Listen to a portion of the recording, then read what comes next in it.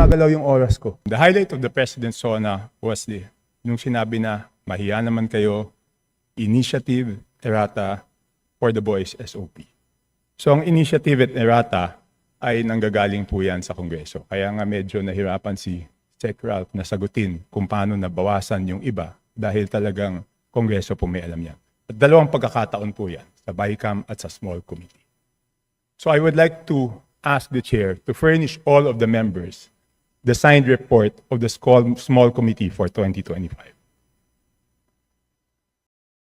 Bakit gumagalaw yung oras ko? Hindi naman kasama yung sagot.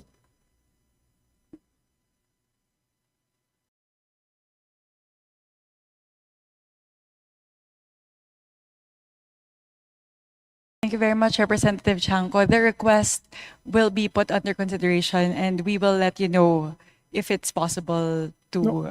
Madam Chair, why should it be put under consideration? This is of public record. This is in accordance with our rules.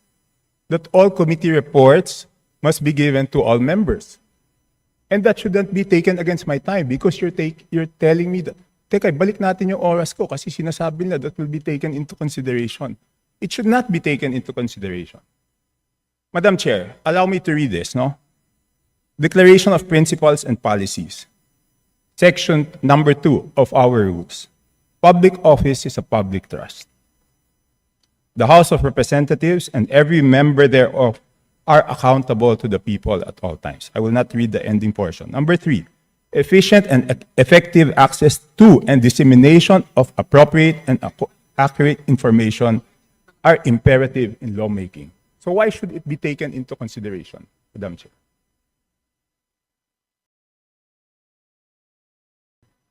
This representation was not the appropriations chair at the time.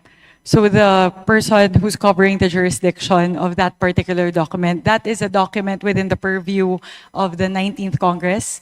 Given that we've now crossed over to the 20th Congress, we would need to consider that request. Madam Chair, that's not acceptable. This is public records. Pareho pa naman yung COMSEC natin. At yan dapat linalagay sa archives.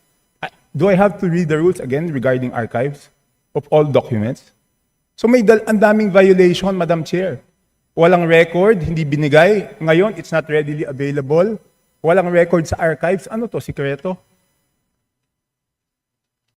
Again, this representation was not the let's ask the appropriations committee chair. Let's ask at the the time. committee secretary, where are the signed records of the 2025 small committee report?